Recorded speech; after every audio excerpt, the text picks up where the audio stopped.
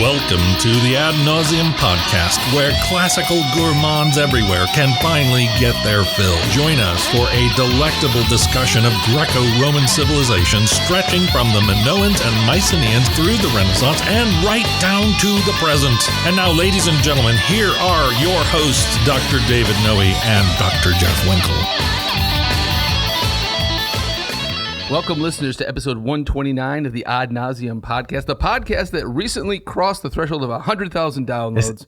Isn't that incredible? It's incredible, and we have you guys out there listening to things. Yes. It's amazing. 100,000. Yeah. That's a scary number. It is a scary number. We're getting to like early Britney Spears numbers. Right. We are. Exactly right. I think She doesn't have a podcast. No. Why did I even bring her up? Why did you? What's the point? We listened when you drove up. I heard you were you cranking something? No. Baby hit me one more time? No? Well, 20 years ago, she was my exemplar of, pop culture relevance. Yeah, exactly. And when I would talk to students thinking, oh, there I can connect. Right. But that was probably going on 30 years ago now. I think Britney's like in her 40s now. Yeah. Yeah, incredible. Anyway, 100,000 downloads. That's right. So I think we've reached a level where we can start, having an attitude and start big timing people. Haven't we been doing that already? Well, yeah, I think we can. It's more legit now. Okay. Now we have the actual excuse. Special parking spot. Exactly. So we can give people the brush off, and Right. now we can explain why. They should want to be on our podcast. Yeah, that's right. Exactly. 100,000. We are so grateful. We are. Yes. Everyone out there who is listening and downloading. Yes. Yeah. Big thanks. My name is Dr. Jeff Winkle. I'm down here in the bunker on this balmy Thursday night. It's quite warm. With my good friend and co-host, Dr. David Noe. How you feeling, Dave? I'm feeling pretty well. Yeah. I had a little brush earlier today. Something was a little disconcerting. A little brush. Would you like to hear? Yes, I would. Yes. Okay. So I'm walking along, and the landscape is somewhat barren, and I had this really strange feeling, like I was being followed. And I turned around, and the cops was behind me. The cops. Yeah. There was like a little cluster of trees. Yeah, I got to see OPSE. Yes. Yeah, and low-hanging brush.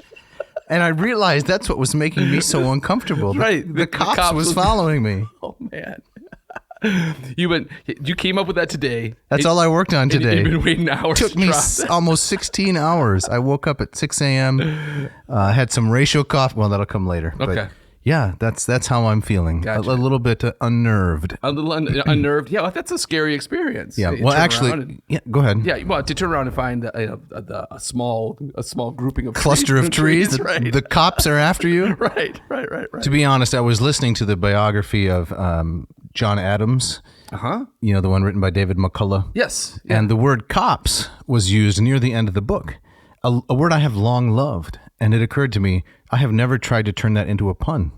I'm actually shocked. Isn't that strange? Right. So yeah. I thought, hey, I'd give it a go. Yeah. I just like that there's a word in the English language that means a small grouping of trees. Yes, and I like the superfluous E on the end. Yeah, exactly. You don't need that. No, it's like the E on the end of your last name. Right. Don't need that either. How are you feeling, Jeff Winkley? I'm feeling pretty good. We're kind of this is when we do these after dark podcasts, it's a little rough for me because I'm a early to bed, early to rise kind of guy. Yes. Yeah. Yep. But I'm feeling good. Right. I'm excited. I brought up the 100,000 downloads just to kind of give myself a little adrenaline boost. Yeah. And but I'm doing well. Well, your experience reminds me of something. Oh, do tell. Yeah, I had this dry patch on my elbow. Okay. The other night, and so before I went to bed, I rubbed some lotion on that elbow. Yeah. And when I woke up, the lotion was still there. Okay. You know why? Why? Oily to bed, oily to rise. Oh, that is terrible, but yet great. Yeah. Okay, I think that's our cue. We got to get into this. Let's get down to business. So, Dave, what are we talking about tonight? Well, first of all, we do not have a shout out. Okay, that's always a little That's disappointing. okay. Okay. We now know that people are actually listening if there's 100,000 downloads. Yep. We're going to talk about giving Goliath his due, part due. Part due. That's yes. correct. Part 2. And we should probably fill in some gaps for people jumping in. Maybe Is it possible that they didn't listen to the last episode? It's always possible. People live in that. It's a hurly-burly world. It is. Right? So let's tell them a little bit about what we covered last time. Okay. So last time we were covering this book by a man named Neil Bierling, with whom you have a personal Kevin Bacon-esque kind of connection, yeah, right? I'm 2 degrees removed from, That's right. from Neil, yes. So in 1992, Mr. Neil Bierling, a Grand Rapids native, Grand Rapidian, published this book from Baker Bookhouse called Giving Goliath His Due, New Archaeological Light on the Philistines. Mm-hmm. And we were going to start out with a little bit of a review of what we covered in that episode, which was number 128, to bring people up to speed, because once again, we're going to be dealing with some, somewhat difficult, complicated material. Okay. It's not easy to deliver in this format, but we're going to do our best. All right. So page 40, this is a little bit of the autobiographical Neil. He says, I remember the transition. Now, okay, this was the transition when he was excavating at one of the Philistine sites called Tel Mycenaeans. Mm-hmm. Not sure I got the first part of that pronounced correctly, but so goes it. He says, I remember the transition being revealed during excavation as a gradual but clear change from Mycenaean 3C1b to the later Philistine pottery. As we uncovered different levels and dug in different areas, we were able to predict precisely when we would be finding the different styles and at what depth. Mm-hmm. The classic Philistine pottery is called bichrome, two-color ware. This attractive pottery, again locally made and definitely related to its predecessor, is distinctive with its white slip, that's the background, and its red and black decorations in the forms of birds, fish, or metopes containing geometric shapes. Most of the forms of the vessels are Mycenaean in origin, as are the designs on the vessels. There is some evidence of borrowing from the Cypriots, Egyptians, and Canaanites, and it is with this pottery, etc., etc., etc. Okay, all right. So that's the crux of the whole thing there. Right. That the Philistines are most likely the heirs of the Mycenaeans. Yes. That they traveled from Anatolia, which is western Turkey. They may have been on the plains of Troy, fighting either on the Greek side, so to speak, the Mycenaean side, or on the Trojan side. And eventually they became known as the Sea Peoples and migrated east and settled in what today we call Palestine. Right, the Sea Peoples, which notably shows up in Egyptian texts, right? That's correct. And it's always been one of these mysterious things. Who were these Sea Peoples? Right. Well, they're somewhere between the B peoples and the D peoples. Right. We know that. Exactly. So, but Mr. Bierling here may have the beginnings of an interesting answer to that question. That's correct. Yeah. And that's what the book is devoted to. Okay. And we notice just even in this quote that he brings in the main elements of the book's thesis. Okay. That is that the Philistines were very quick to adapt to the local culture where they landed. So there's evidence of borrowing from the Cypriots, those from Cyprus, from the Egyptians, from the Canaanites. And one of the reasons this is so important is that later on in the book, when he's talking about the Philistine god Dagon, remember him? Yes. That Dagon god? Yeah. Yes. He's not a part of the Greek pantheon. Mm-hmm. So it might at first appear to be a kind of challenge to the thesis that the Philistines are latter-day Mycenaeans, unless we remember the Greeks' endless capacity for adaptation. Right. Always absorbing, adapting the culture around them. So they're worshiping this Canaanite god, apparently Dagon, using almost exclusively Mycenaean Greek-style practices. That's really, really interesting. This reminds me of the legend of Cadmus. Okay. Coming from the Far East and ultimately settling down and founding Thebes. That's right. So you have some of these Greek myths seem to have underneath them a speculation about where do their ancestors come from. Right.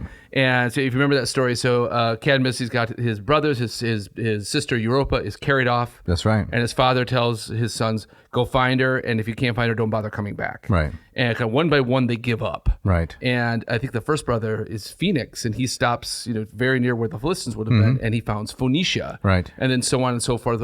Another guy stops in Turkey. Agenor, I think.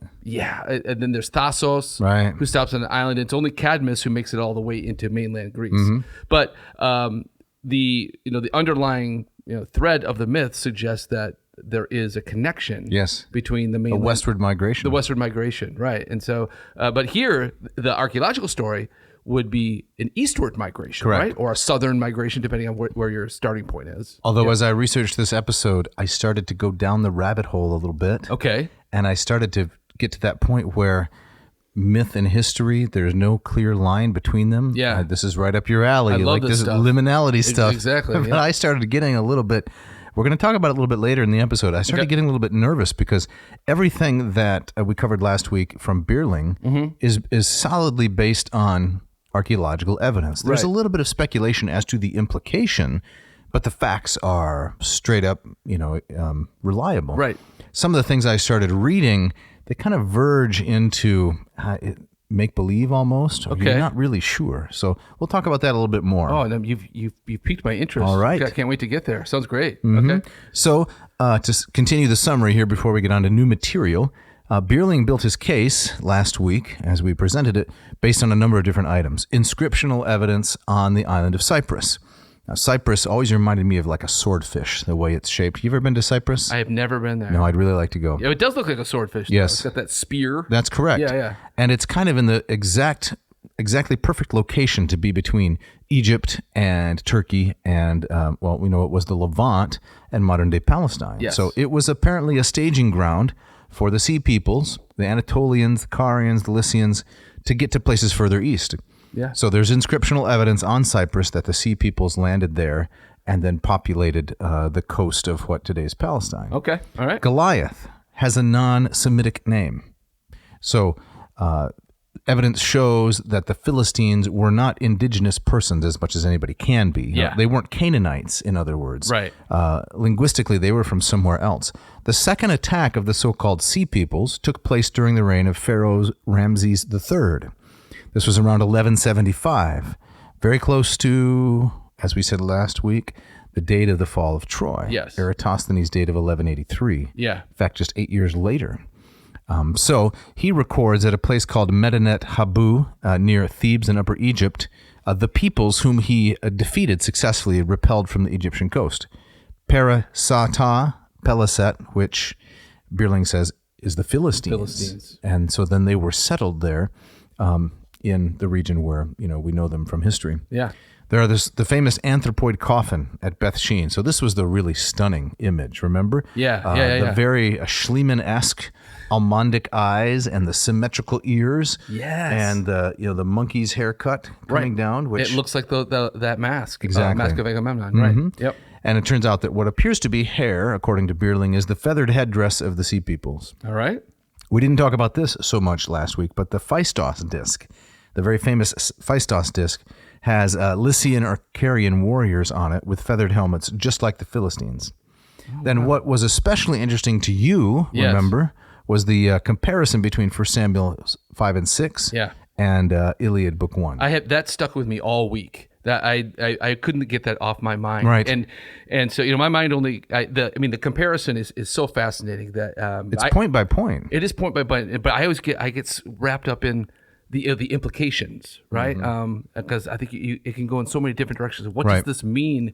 Can we point to an origin point? Why is this archetypal arrangement so far widely spread? Yeah. Where who's borrowing from whom? I'm convinced. I mean, did you reach any conclusion? No, I'm still thinking about it. I wrestle with this stuff all the time. It seems to me the best explanation is what we see in the Iliad was then reenacted in Palestine.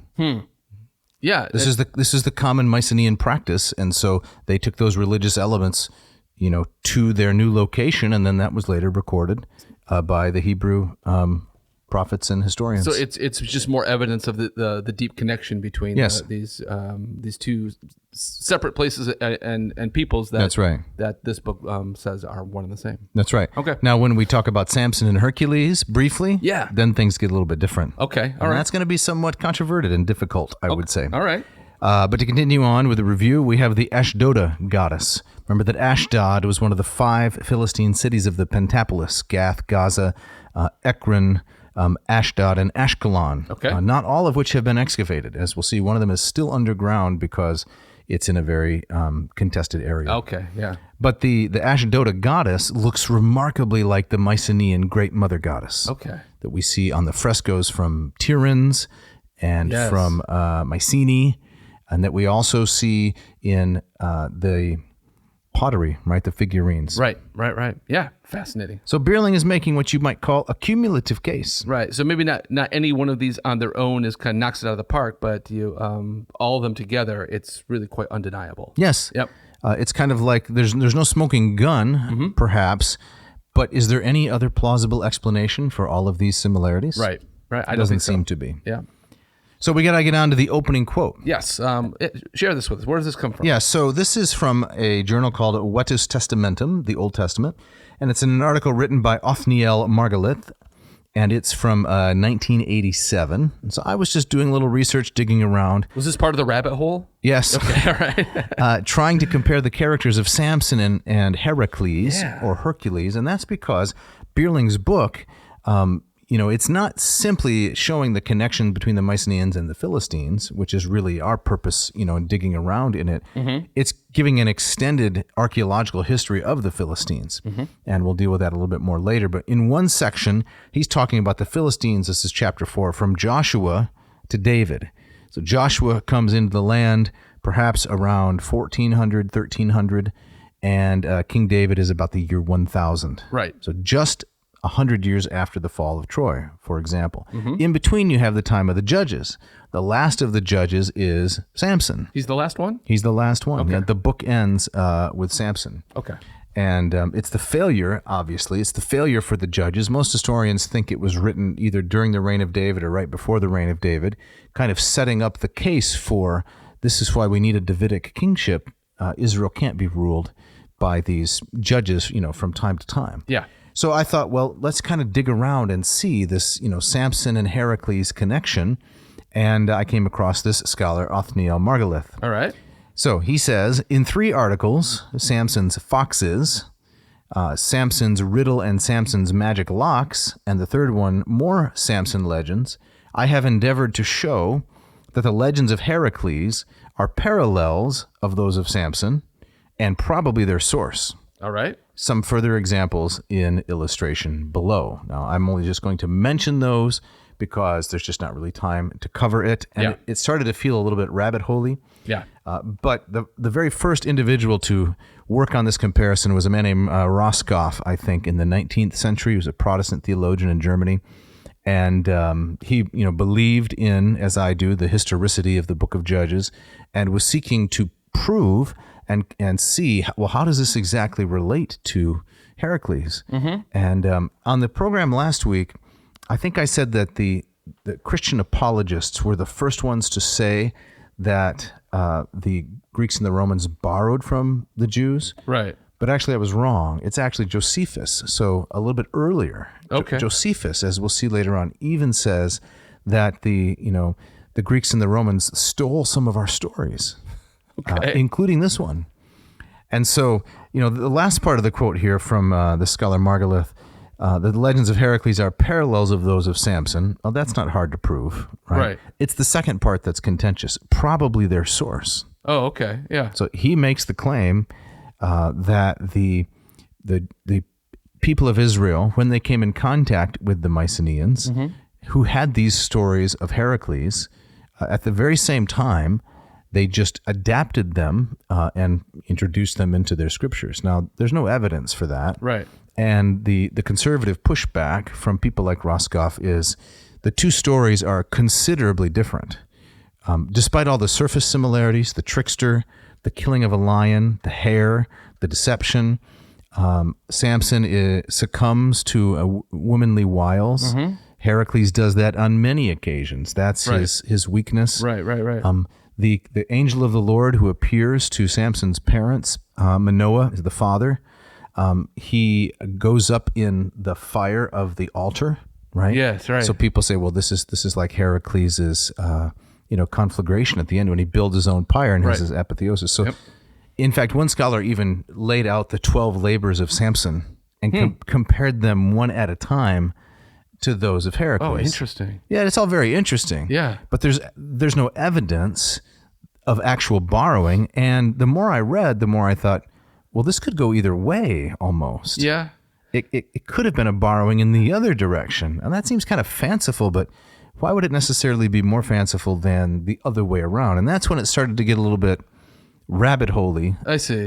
I gotcha. I got to pull back from this and carry on with Bierling's book. Right. No, that's really interesting. I wonder if even talking about who's borrowing from whom is a bit of a red herring, right? The way I've always thought about these things is that as it's not it's not math. It doesn't kind of take you directly from point A to point B. I mean, couldn't this be the archetype of the trickster, the archetype of the strong man is simply out there, and many cultures are having these same kinds of ideas, and this just becomes the expected way to tell this kind of story. And so it's a complete coincidence. No, I'm not saying it's a complete coincidence. I think that could not the Greeks and the Jews also be working from kind of in a widely spread, accepted way to tell these kinds of stories. Let me give you another example. So, but how did that get accepted? Broadly and widely accepted. Who accepted what from whom? You're reducing it to like we can say like one guy is passing off to another. I don't think that's how myth or culture works, right? This happens over centuries. And adding time to it though doesn't answer the question. I don't think the question is answerable in these in these very kind of direct ways. So just like for an example, if you look at the way like the life of Christ is recorded in the Gospels, right? We have a birth story. There's one story when he's a kid, and then boom, he's 30, right? So there's nothing about Jesus' teenage years, his 20s. Yeah, the age 12, and Luke talks about it when age 12 he's in the temple. Right. But your main point stands. Right. So if you compare that to, say, not just Greek hero legends, but hero legends around the world, that's very common. The hero will have kind of a miraculous birth story, maybe a couple of stories as a kid, and then fast forward, they're roughly the age of 30, which is when the path of the hero begins. Now, that's not to say that the Gospels are untrue, but couldn't we say that the Gospels writers are writing the life of Christ, recording the life of Christ in a way that they would expect their audience to accept it and understand it? Yeah, I don't have a problem with that. But I'm not sure that this is exactly analogous. I'm saying that there was kind of a way that you tell a hero story. Okay. Right, and it is adapted and it's applied to the story of Jesus. Not to say that it's untrue, right, but the structure of it is a way to tell the story. So couldn't we have like the structure? Yeah. Again, I think that there's a lot of validity to that, yes. And I think for the Book of Acts, for example, Luke seems to be in some ways telling the story of Paul and his journeys and travels as an adventure and sea story. Without a doubt. Yep. Okay. But I'm not sure that the Samson and Heracles situation is analogous. I'm not saying that it's not analogous. I'm just not sure. Okay. Because the events of Samson's life, as Roscoff points out, are all presented as strictly historical, whereas the events of Hercules' life are not. Okay. So we have the place names, Timnah. We have his specific interaction with different women at different times. We'll get into this a little bit more in when we look at the Bierling evidence. Okay. So I'm just not sure that it's analogous to this situation. I could be wrong. All right. Yeah, fair enough. Well, let's see where this goes. Okay. All right. And to get into it, yep, we're going to read a quote from Wikipedia. Let's do it. Okay. Can you read that quote for us? Yes. And so is this the Wikipedia article on Samson? Yes, right near the end. All right. So in August 2012, archaeologists from Tel Aviv University announced the discovery of a circular stone seal, approximately 15 millimeters in diameter, which was found on the floor of a house at Beth Shemesh and appears to depict a long-haired man slaying a lion. Okay. Halftime. Yep. Is that Hercules or Samson? It could be either. Okay, keep going. All right. The seal is dated to the 12th century BCE. According to Hertz, excavation directors Professor Shlomo Bonamovitz and Dr. Zvi Lederman of Tel Aviv University say they do not suggest that the human figure on the seal is the biblical Samson. Rather, the geographical proximity to the area where Samson lived and the time period of the seal show that the story was being told at the time of a hero who fought a lion, and that the story eventually found its way into the biblical text and onto the seal. Okay. All right. So that seems like it could be begging the question, which means, assuming the conclusion in your premises. Okay. All right. Assuming that the existence of the seal led to the existence of the story being written down rather than the other way around. Yes. How do we know? How could one possibly know? Right. And so I wonder if the same is true of the Hercules and Samson.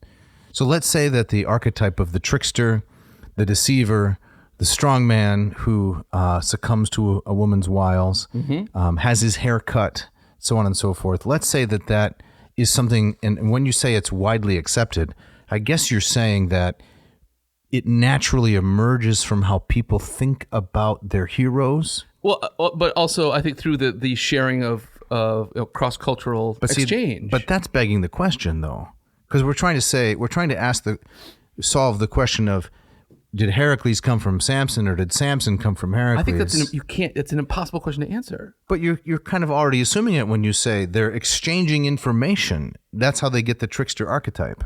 Yes.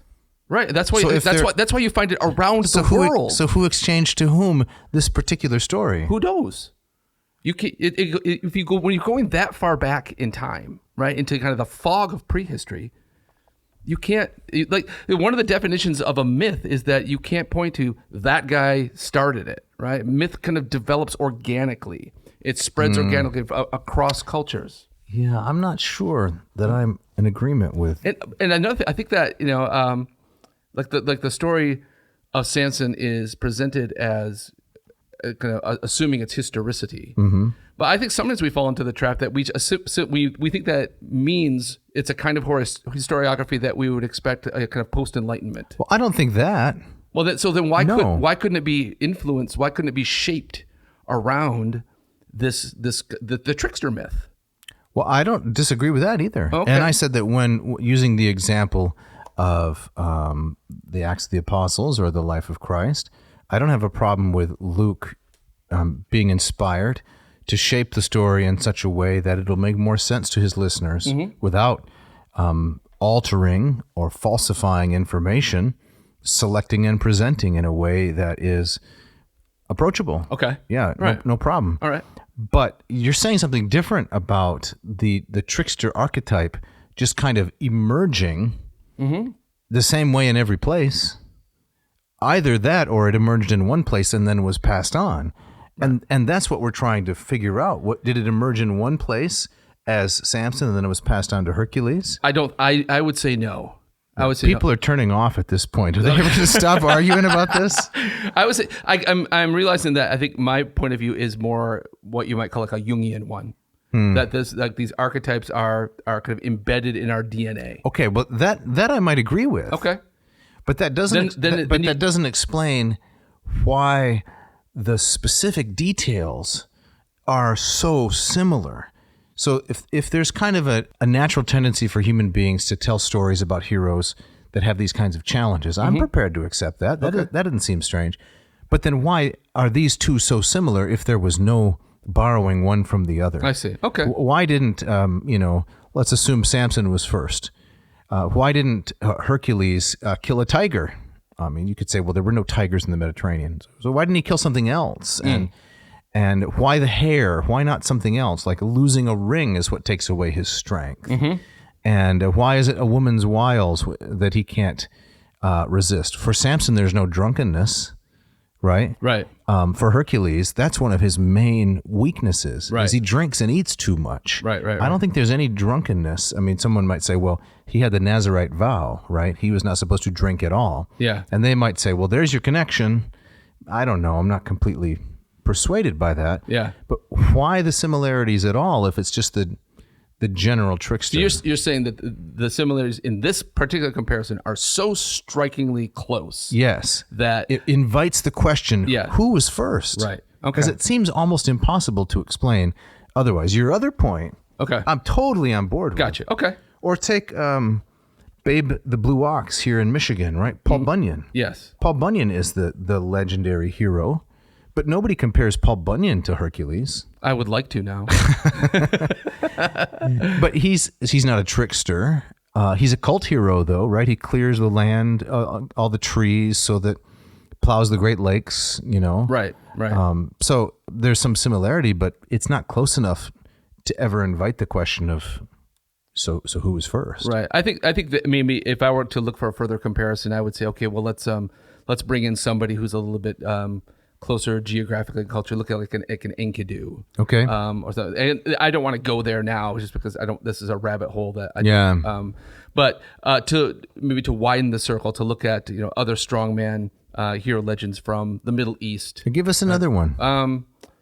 You know more about that than I do. And the Enuma Elish, it's Gilgamesh, right? Gilgamesh. I mean, I think Enkidu is as kind of the guy from nature, right? I think he's the better comparison with a Samson or a Heracles. But I'd have to do some thinking about that. But it's a fascinating It's a fascinating question. I think, my sense is that it's ultimately unanswerable.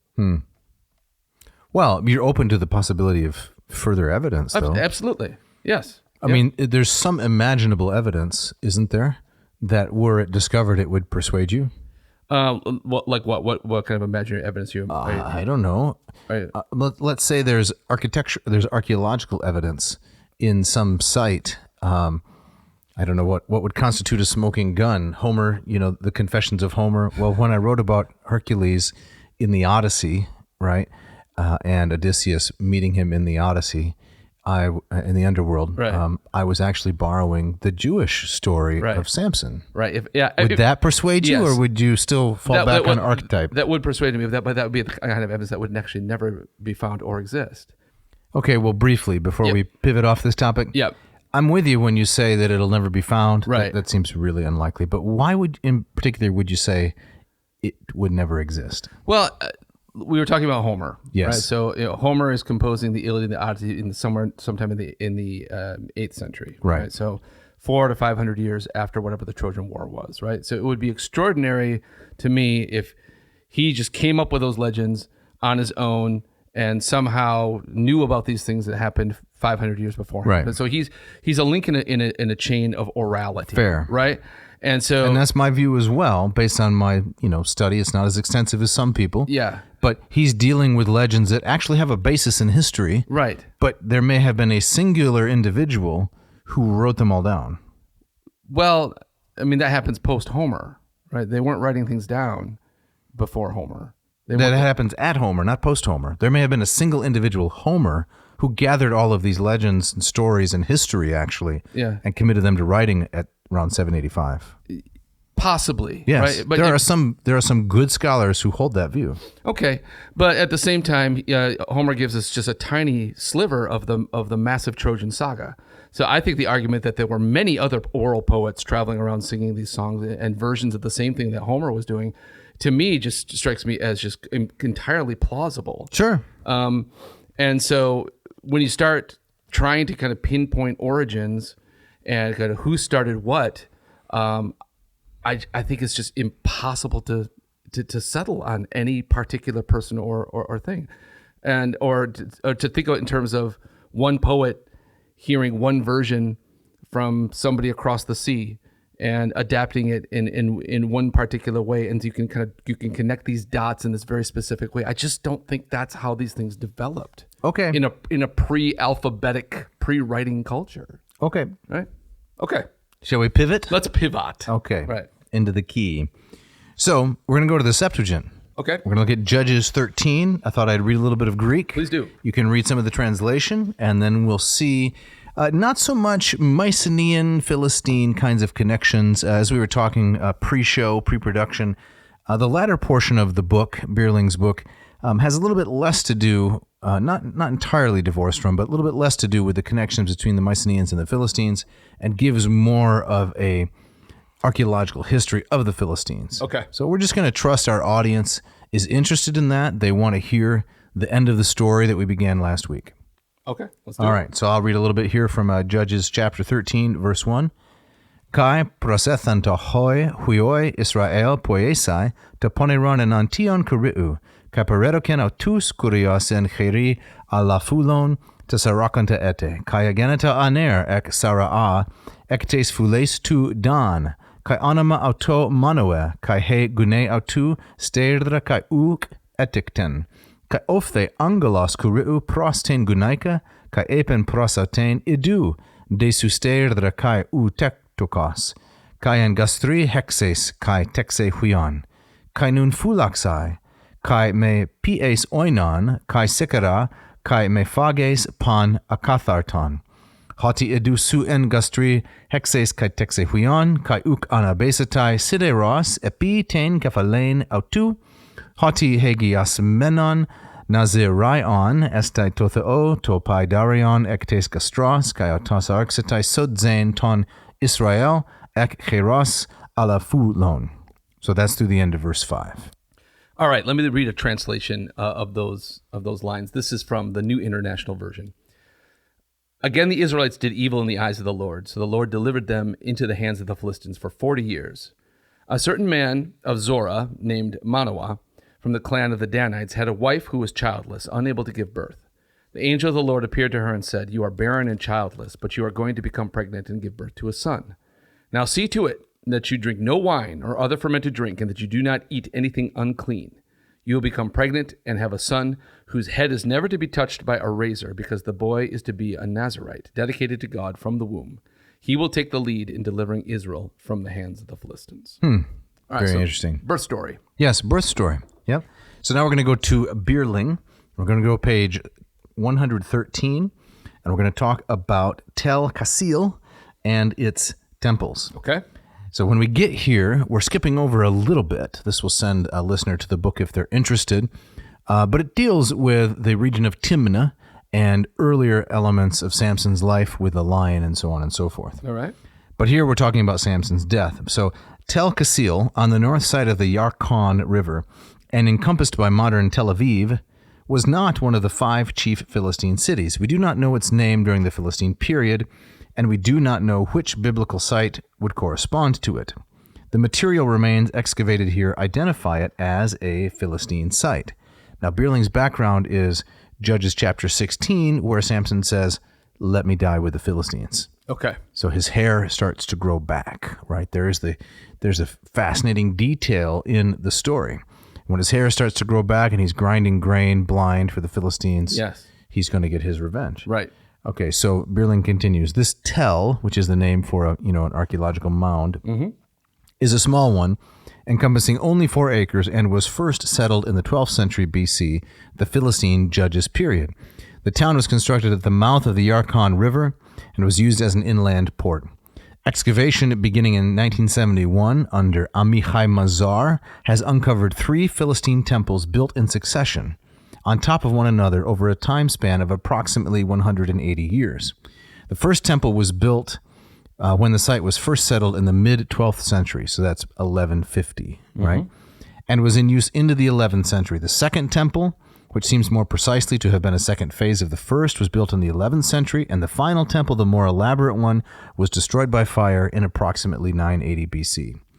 The destruction of the settlement and this final temple may be attributed to the conquest of Philistia by King David, according to both of the archaeologists working on the site, Benjamin and Amichai Mazar. So, just a little bit more. The third and final temple of Tel Kassil appears to have had a construction similar to the biblical description of the Philistine temple at Gaza, but smaller. Its roof was supported by 2 cedarwood pillars resting on cylindrical limestone bases. The temple measured approximately 47 by 26 feet, not the size of the temple in the Samson story. But remember that this is Tel Kassil, and it's not the one at Gaza. So Bierling is saying maybe the one at Gaza was larger. He's hypothesizing this one at Tel Kassil is of the same type that one would discover at Gaza, as yet unexcavated. The orientation of the temple was east-west, and the sacred rites were performed at the west end. Very interesting. So in the Samson story, there are specifics as to the size of the temple. Yes, that there were so many of his enemies were on top of the temple. It was so large. Okay. They were watching, and he put his hands, on the pillars. Yes. And so the mention of the pillars, which those persons who say, well, the Samson story is derived from Hercules, the so-called 12 labors of Samson. Yeah. This did not seem plausible to me, but maybe I'm too skeptical. I don't know. Hercules setting up the pillars of Gibraltar, and then Samson placing his hands against the pillars. That doesn't. That's a swing and a miss. Yeah, that's a huge stretch. I would say. Right. Okay. But that's one of the claims. Okay. So the main point here is archaeological evidence for a temple that's Mycenaean in style.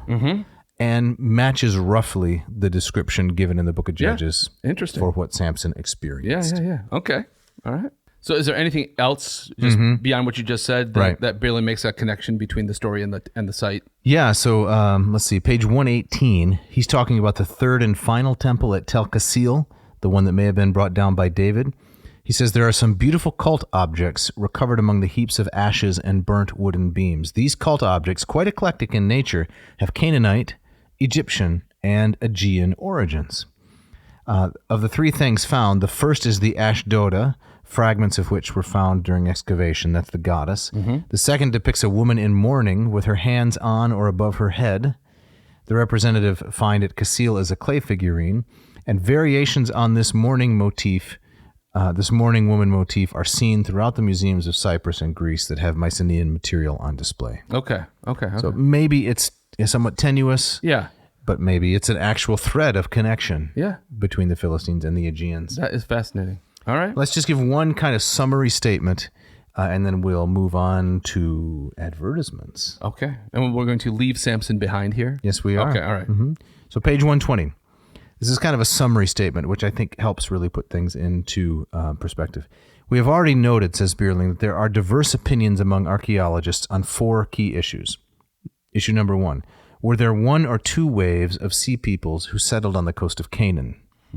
Number 2, do the 2 major pottery forms, Mycenaean 3C1b and Philistine bichrome, indicate 1 group of invading people who assimilated neighboring forms, or 2 groups of invaders, the second of which included the Philistines who introduced the bichrome pottery?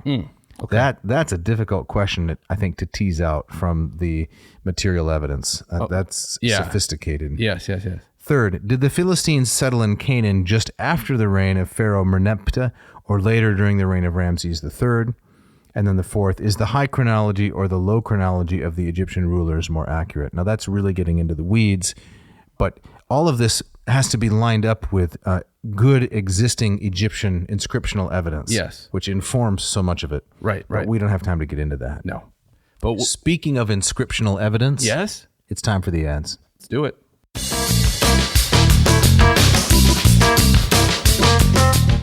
This episode of Ad Nauseam is brought to you by the good people at Ratio Coffee. We're talking about the mastermind. That's right. Mark Helwig out there. The entrepreneur. Is he still out there in Portland? He's still out there. I spoke to him this week. Fantastic. How's he doing? He's doing great. Excellent. Yeah, he's got some big news. Yes. And I don't know if we're breaking the news on air. Other people must know about this. But for our audience, we're breaking it. And that is, are you ready? I'm ready. There's going to be a Ratio 4. Fantastic. Yes, the Ratio 4. And Mark says the secret weapon, or not so secret weapon, is the Bloom technology, which we've been talking about now, forever. You right? were onto this. Yeah. Well, I mean, I've always been a big believer in the Bloom technology. Yeah, you knew that this was it. It's so the Mark difference maker. Yeah, it is. One of the company's biggest differentiators is our proprietary Bloom technology, which matches the quality of a pour over with a simple but vital step. Our machines let coffee bloom, saturating the grounds before the brew begins. This is critical because it gives the coffee time to release flavor-killing CO2 before the brew. Yes. What do we call that? That's a bloom with a brew, right? Yeah, well, that's the off-gassing. The off-gassing, right. You love that part. I do. He says it's also overlooked by most of our competitors. The result, a richer, more flavorful cup of coffee. That's right. You want to pick it up there? Yes. The Ratio 4 is unlike anything in its class. It's simple and sustainable and a perfect option for coffee lovers who need single-serve coffee but hate the waste, cost, and bad coffee that comes with pods. That's right. He goes on, the 4 employs the same Bloom technology and wide shower head as the 6 and the 8, but it's more affordable and takes up a smaller footprint, making an excellent 6 to 20 ounce pour over at the touch of a button in 4 minutes. And then he says, we plan to begin shipping the Ratio 4 next year, 2024. Yeah, so this is huge. Yep. Because the 8 is a gorgeous machine. I got that one. You've got an 8 now too? I do. You were working with the 6 for quite a while. Which was a great machine also too. A beautiful machine. Yep. Both of them, it's any of them are going to be the last coffee machine you ever buy. Yep. But there's a price point involved, right? The Ratio 4, I've seen the design. It's sleek. It's beautiful. And it's much more attainable in terms of its cost. So I'm really excited when we will be able to advertise this, that it is available. That's right. We can say the words available now. That's right. I was asking Mark if, can we do some kind of a giveaway, like a ad nauseum, themed Ratio 4? Yeah. You pour the coffee and it spits it back up on you or something. Yeah. How do you feel about that? He didn't like that idea. That? Okay. No, that wasn't so good. All right. But this is going to be huge. This is excellent. So let's say that the listener wants to get a 6 or an 8. What should they do, Jeff? Well, they should go to ratiocoffee.com. That's RATIO coffee.com. Click the machine that you want, the 6 or the 8, and use this coupon code ANCO30 3N. So, Dave, you got any idea what that N stands for? Yeah, I think it stands for non-belligerent. Oh, so this is a coffee that's not going to spit back at you. That's peaceful and tranquil. Okay, I like that. Some of the other press for Ratio pointed out this brilliant fact. How much time a day do you spend actually making coffee? It's brief, right? It's very brief, right? 10, 15 minutes. With a Ratio, it's pure joy. But when you're finished, the machine sits there. And if it's one of those ugly machines, it sits there looking ugly the whole time. It taunts you all day. Yeah, where do we put our washer and dryer? We don't set them on the kitchen counter. We put them somewhere out of sight, out of mind. Usually, most people hide them in the basement. That's correct, or a closet. Yeah. But with the Ratio machines, you don't have to do that. No, they're objets d'art. Right, and in fact, I would say that function of them is almost as important as the brewing of the perfect cup of coffee. Agreed. Right. RatioCoffee.com, ANCO 3N. 3N. Check it out. This episode of Ad Nauseam is also brought to you by Hackett Publishing, HACKETT Publishing.com, with offices in Indianapolis, Indiana, and Cambridge, Massachusetts. These fine folks have been bringing affordable, excellent translations to the masses for 52 years now, if I'm not mistaken. As long as I have been alive on this planet. Walking this green earth. So, Jeff, what do you like about Hackett? I do. As I've said so many times in this podcast, I love the art. I love the affordability. I love the translations. Right in the middle of Lombardo's Odyssey with my myth class right now, and it's a hit. It's always a hit. Right. My students who are often scraping by with and paying for books is the last thing they want to do. This is not Ivy League University. No, this is not. And so to pick up a volume of a wonderful, great translation of the Odyssey for $8, that's a brand new paperback, it's fantastic. And so they are. I mean, this is one of the companies that is keeping the flame alive. Absolutely, and doing it right. Yeah, and supporting this humble podcast for 3 years now. That's We're right. very, very grateful. Yep. So let's say you're a listener out there and you would like to brush up on your Greek tragedy, for example, a little bit of philosophy. Maybe you'd like to read Descartes, some modern philosophy. Maybe you're interested in East Asian studies, history of the samurai in Japan. All of these things are available at Hackett. So what should you do? You should go to hackettpublishing.com. That's spelled HACKETT, publishing.com. Find the books you want. Drop them in the little grocery satchel and use this coupon code AN2023, ad nauseum plus the current year. And Dave, that'll get them two wonderful things. It'll get them free shipping. Yes. And 20% off their entire order. Yes. Don't hesitate.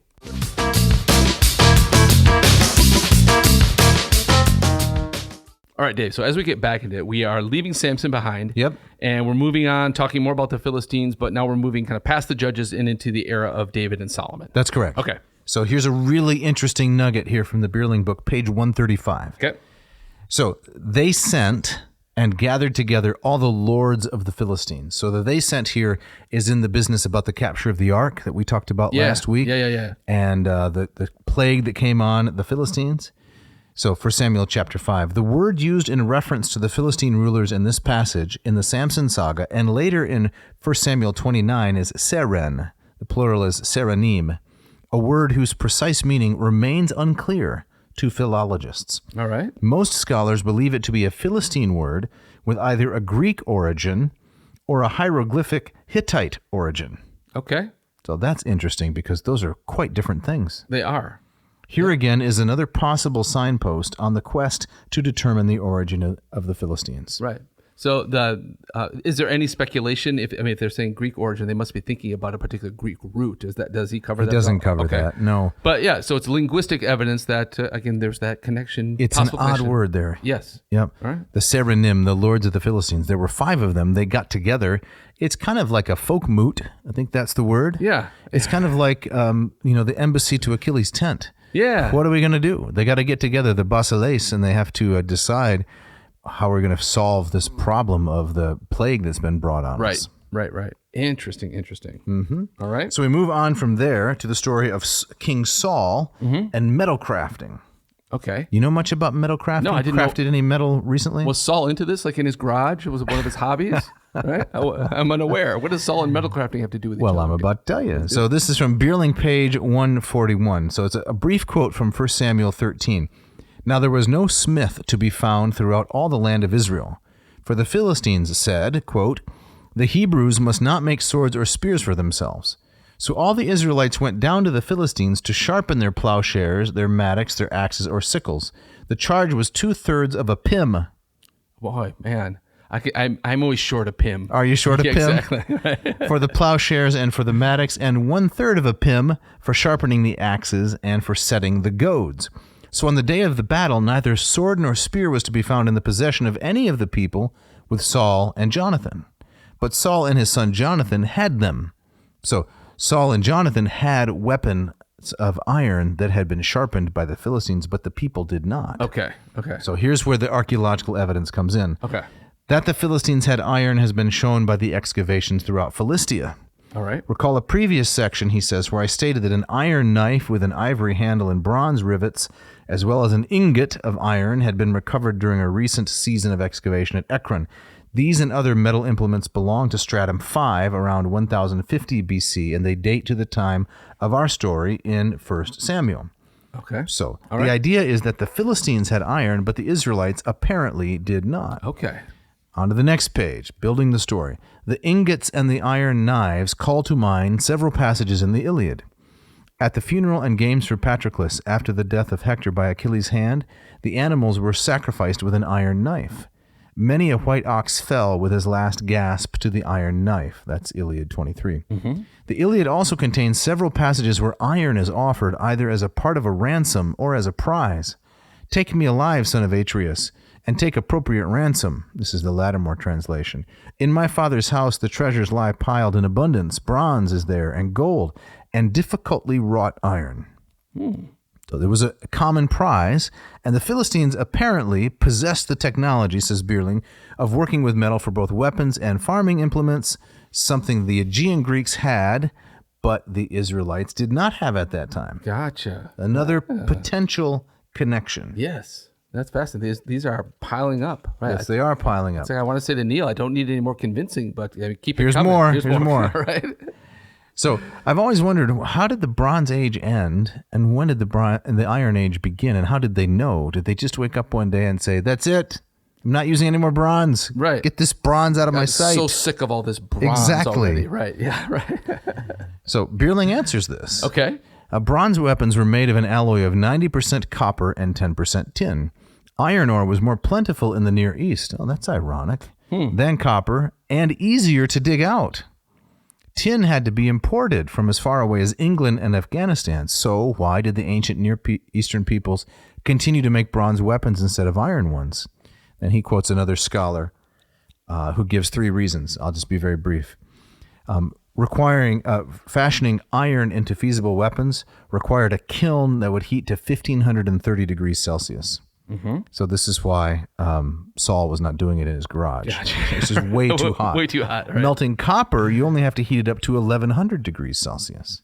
Weapons made from iron not heated to this high temperature were inferior to those made of bronze. Isn't that fascinating? That is. So if you make it out of iron, if you don't heat it high enough, it's worse than bronze. But if you heat it high enough, it's better than bronze. Wow. So your choices are inferior iron, yes, or building a furnace that'll go to 1500 degrees Celsius. Man. Which has got to be pretty difficult. Right. Now, was he just making the argument that in the Middle East, they're importing tin from England? Yes. In Afghanistan? That's the largest deposits, yep. Okay. Yes, it's not very common in those places. It's quite rare. Right. I'm just imagining that. Isn't that incredible? The trade routes. I didn't know that those. There is an old legend that Joseph of Arimathea was a tin trader. Oh, really? Yep. From England. Oh, wow. I don't know if it's true, but that's the rabbit hole again. Okay. All right. The rabbit hole poking his head out of the rabbit or something. I don't know. Second, archaeology in recent years has demonstrated that there was extensive trade throughout the ancient Near East.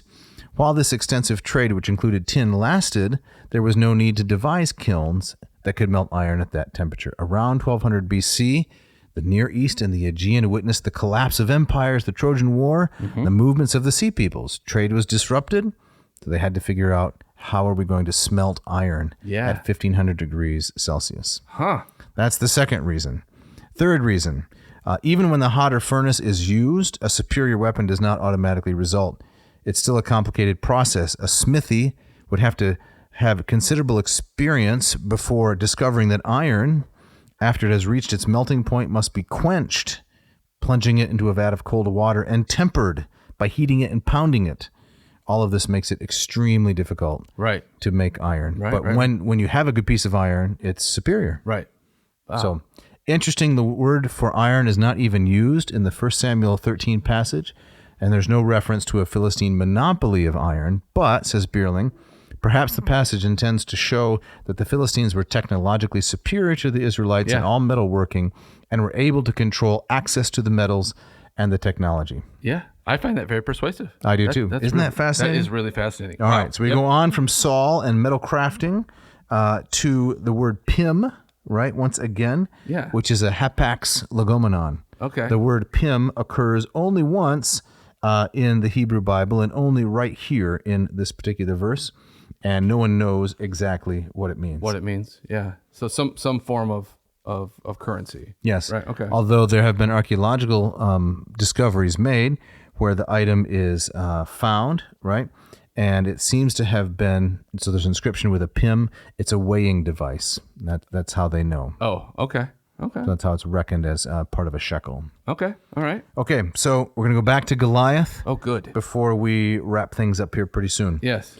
And that is, we go all the way to page 147, and we get this description. We won't reread the whole description, but Bierling says the 17th chapter of Samuel contains one of the best-known stories of the Bible. It describes the battle between David and Goliath, which took place in the foothills of Shephelah, 14 miles west of Bethlehem. So the description, which you read last week, of Goliath, remember the helmet of bronze on his head, armed with a coat of mail, the weight of the coat was 5,000 shekels, and so on and so forth.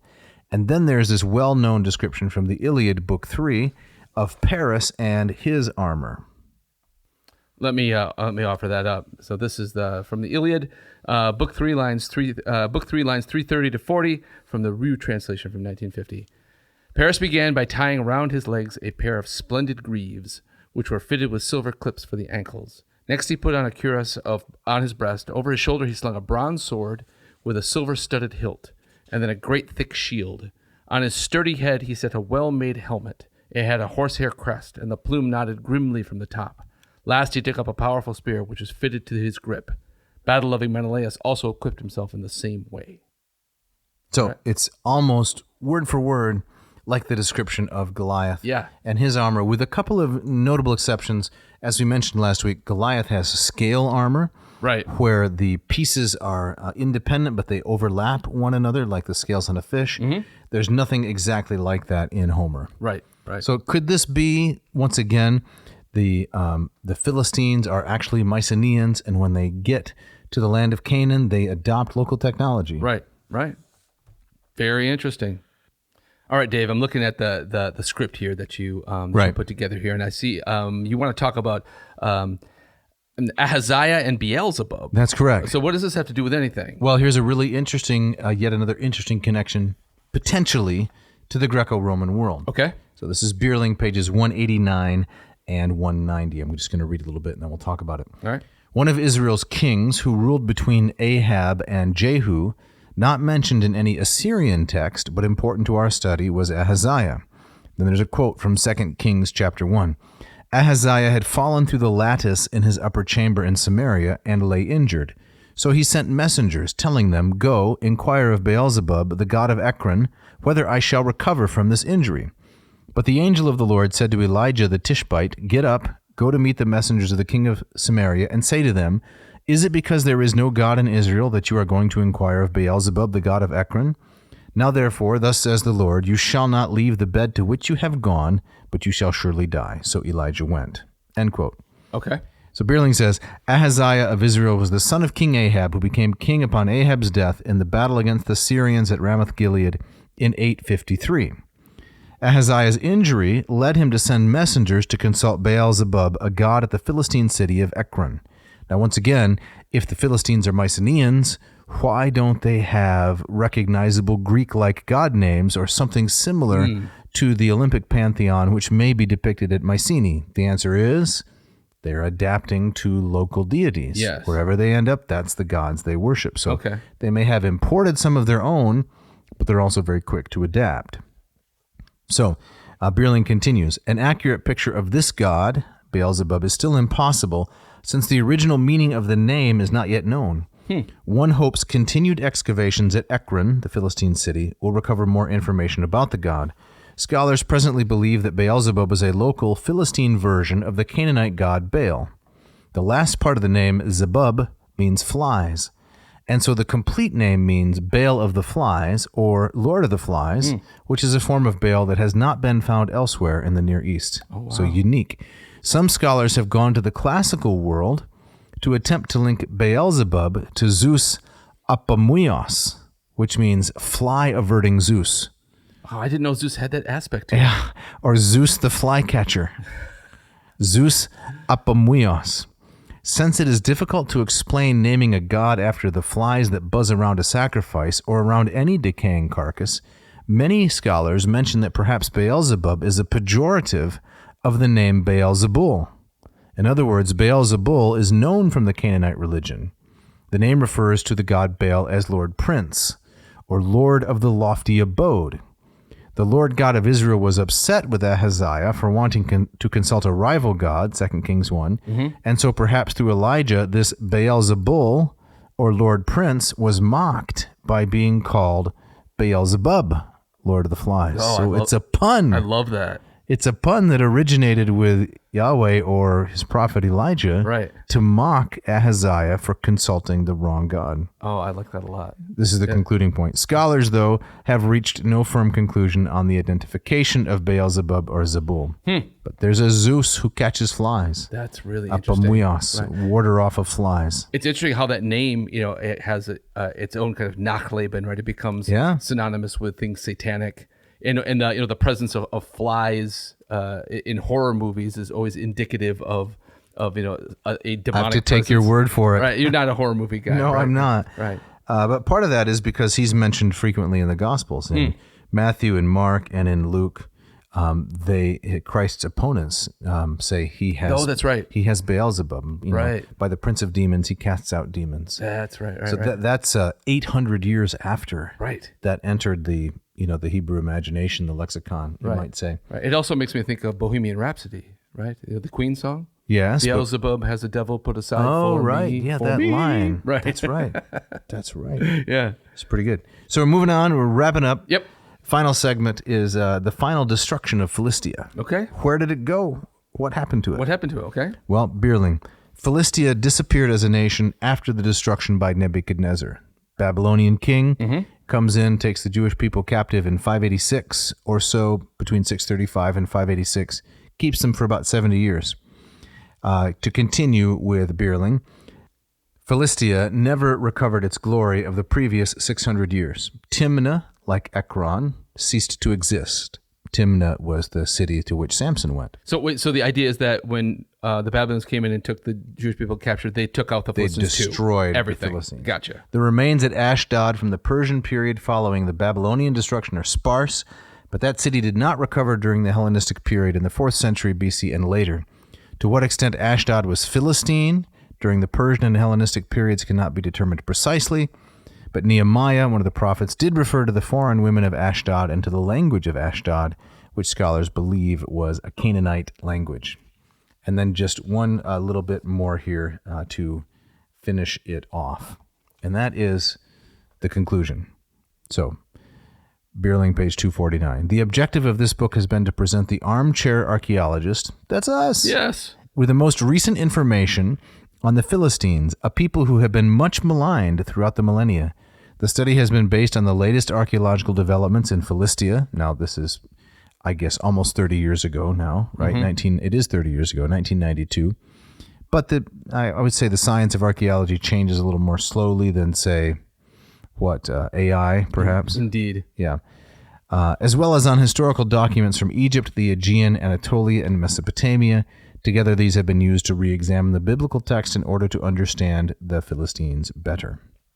Yeah. That's kind of his conclusion, along with saying that a Philistine, a person who lacks or who is indifferent to culture, that's a bad thing to call these people. I'm not going to bad name. I'm not going to use that term anymore. I've used it in the past. I bet you have. In that way, But I'm not going to use it anymore because it's now I know better. You've now learned that they are probably the descendants of the Mycenaeans. Yes. They are the sea peoples who came from the plains of Troy and Anatolia. And way more sophisticated than anybody imagined. Yeah. Yes. Their art and culture and so forth mostly lost, but they had their moment. Yes. Excellent.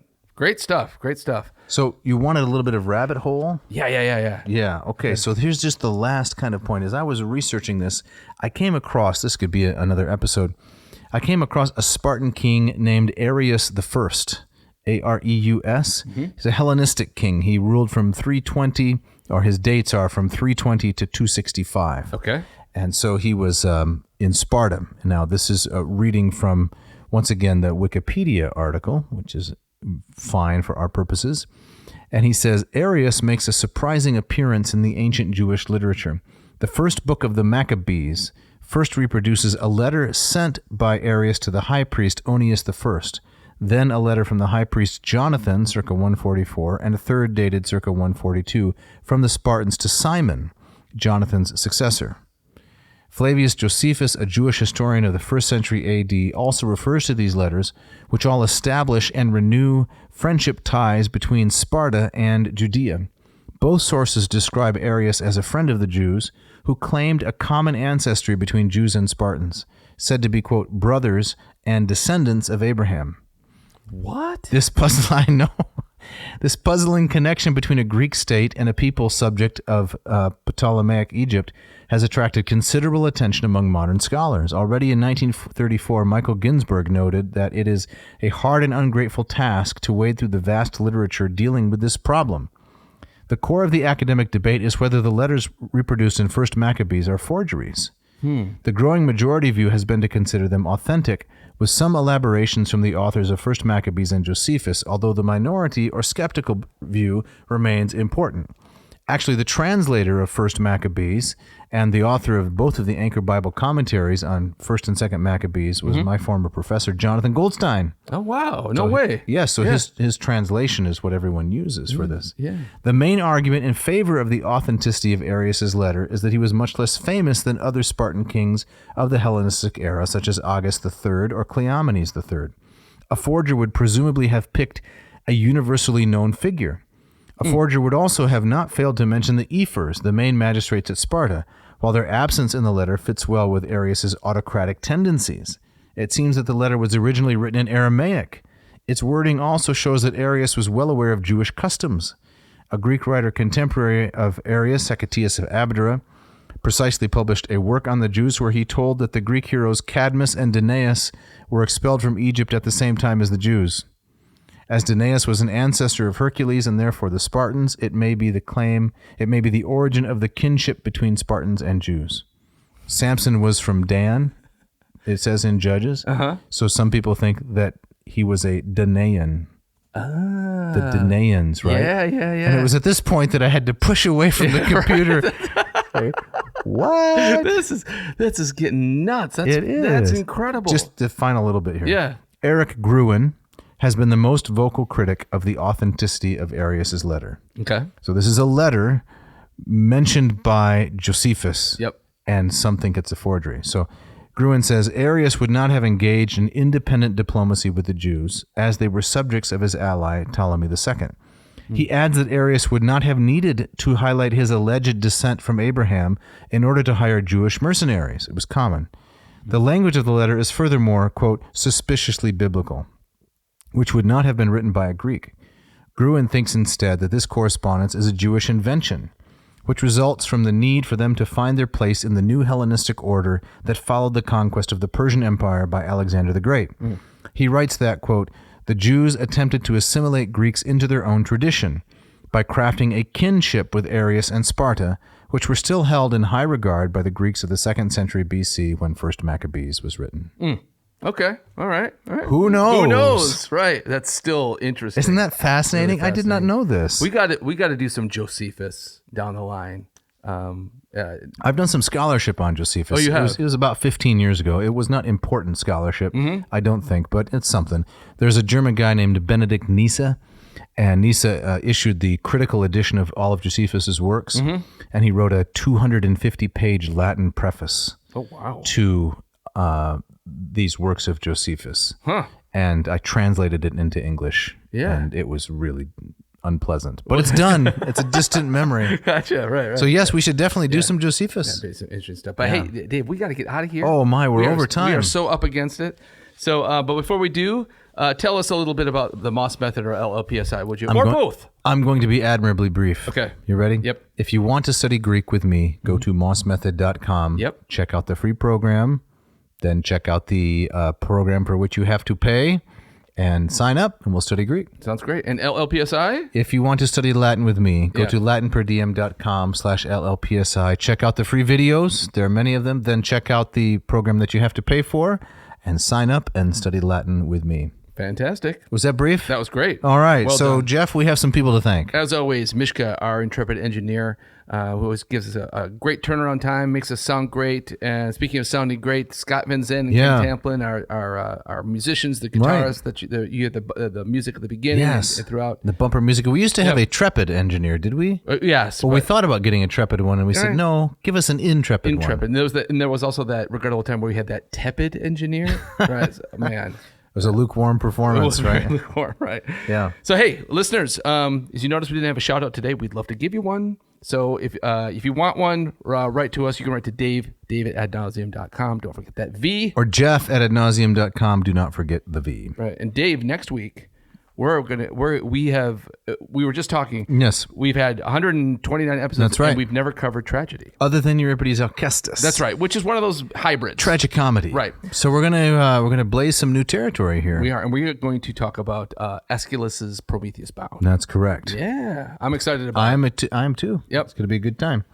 And Jeff, I think you have the gustatory parting shot for tonight. I was so happy when you handed me the script because I was trying to think of a good one and I was coming up lame. Yeah. And then you found this great one. I love this. Now, is this John Cleese? I wonder if it's a typo. Have you ever heard this person? I'm really hoping there's a guy out there whose name is John Cheese here, but I think it is really his name. So this isn't John Cleese, the Monty Python. No. Okay, I think this is John Cheese. All right. Whoever John Cheese is, this is his quote. It says, I know for an absolute fact that if I ate a meal at one of Gordon Ramsay's restaurants, I would be able to taste his anger. Are you a fan of Gordon Ramsay? I like him. Yeah. I think he's wonderfully bizarre and over the top. And I ate at one of his restaurants. Did you really? Yeah. Tara and I ate at his fish and chips place in Vegas. Oh, wow. And it tasted like anger. Did it taste like anger? I did. I went to one of his videos and he taught me how to make the perfect hamburger on your stovetop. Oh. And I followed it to the letter and it was fantastic. Really? Yes. That's incredible. Yeah. And by the way, thanks for listening. Thanks.